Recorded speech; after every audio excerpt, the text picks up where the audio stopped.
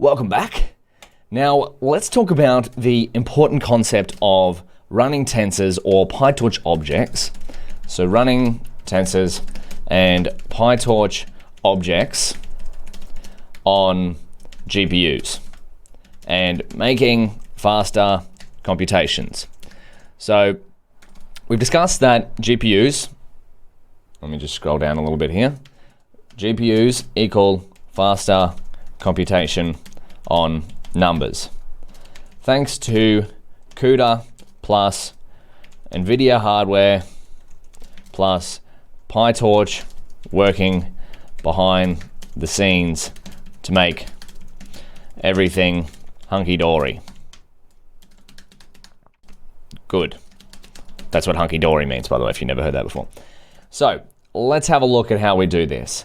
Now, we first need to talk about, let's go here, getting a GPU. There's a few different ways. We've seen one before. Number one, easiest, is to use what we're using right now. Use Google Colab for a free GPU.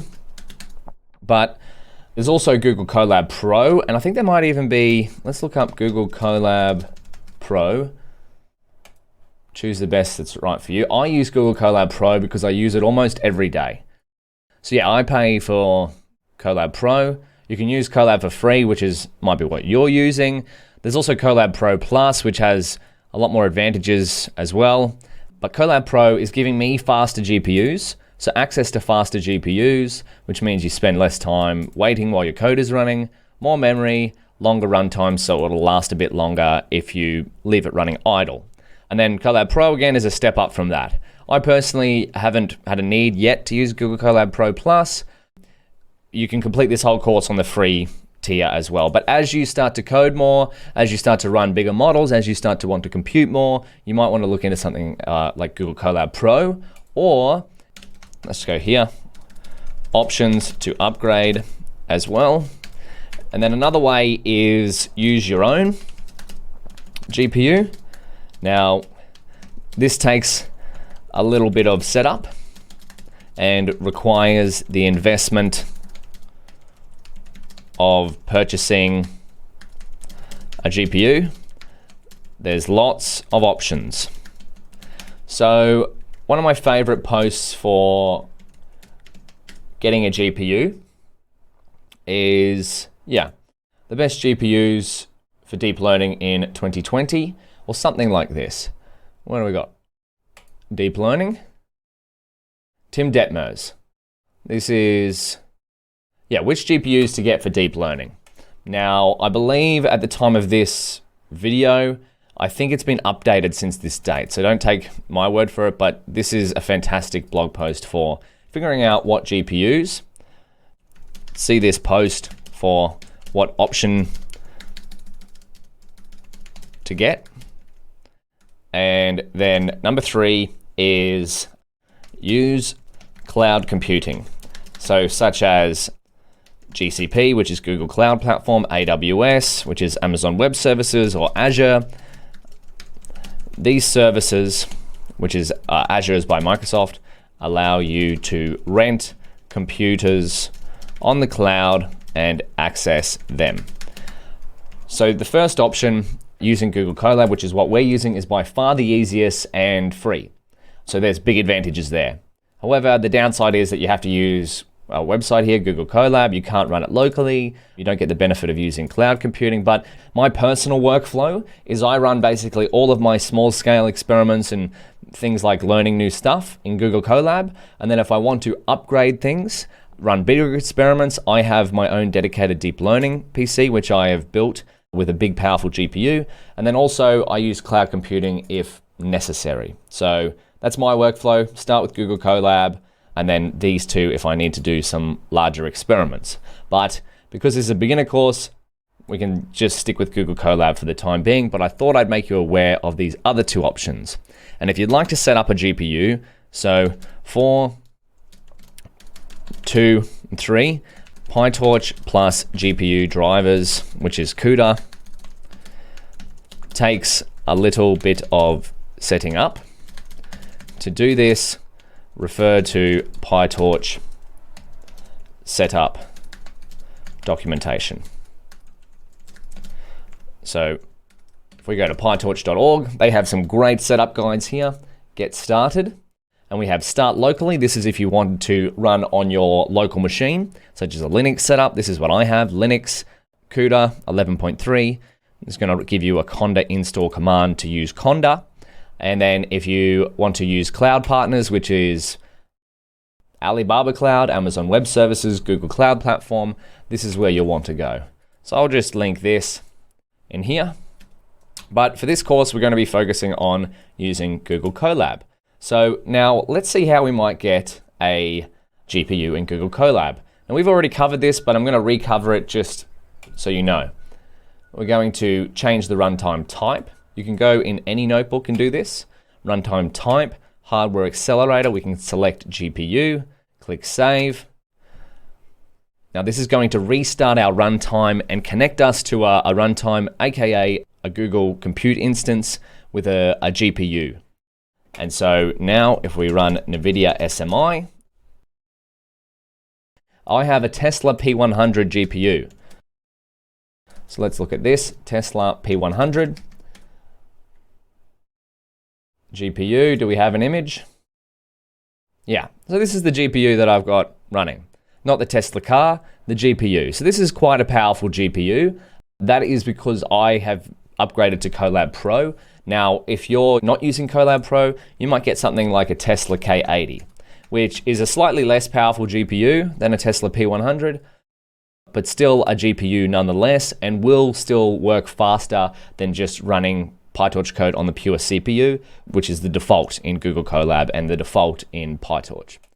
And so now we can also check to see if we have GPU access with PyTorch. So let's go here. This is number 2 now.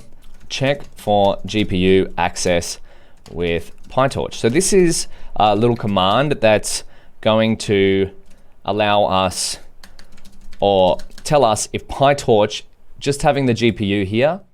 This is, by the way, another thing that Colab has a good setup with, is that all the connections between PyTorch and the NVIDIA GPU are set up for us. Whereas when you set it up on your own GPU or using cloud computing, there are a few steps you have to go through, which we're not going to cover in this course. I'd highly recommend you go through the getting started locally setup if you want to do that, to connect PyTorch to your own GPU. So let's check for the GPU access with PyTorch. This is another advantage of using Google Colab. Almost zero setup to get started. So import torch, and then we're going to go torch.cuda.is available. And remember, CUDA is NVIDIA's programming interface that allows us to use GPUs for numerical computing. There we go, beautiful. So big advantage of Google Colab is we get access to a free GPU. In my case, I'm paying for the faster GPU, but in your case, you're more than welcome to use the free version.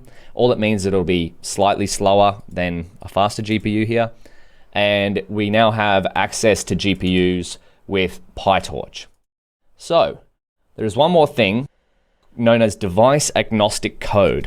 So set up device agnostic code. Now, this is an important concept in PyTorch because wherever you run PyTorch, you might not always have access to a GPU. But if there was access to a GPU, you'd like it to use it if it's available.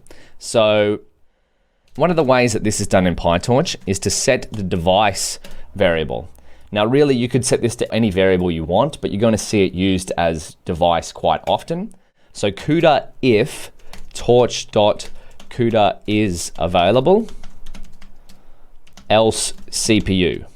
So all this is going to say, and we'll see where we use the device variable later on, is set the device to use CUDA if it's available, so it is, so true. If it's not available, if we don't have access to a GPU that PyTorch can use, just default to the CPU.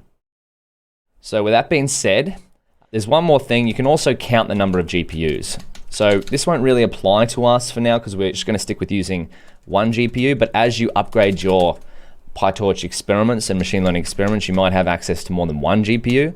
So you can also count the devices here.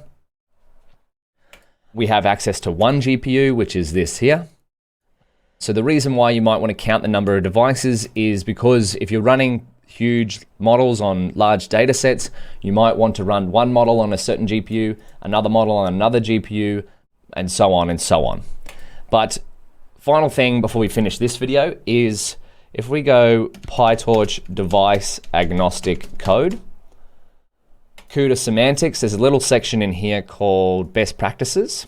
This is basically what we just covered there, is setting the device argument. Now this is using the arg pass, but so yeah, there we go.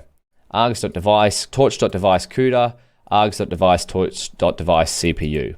So this is one way to set it from the Python arguments when you're running scripts, but we're using the version of running it through a notebook.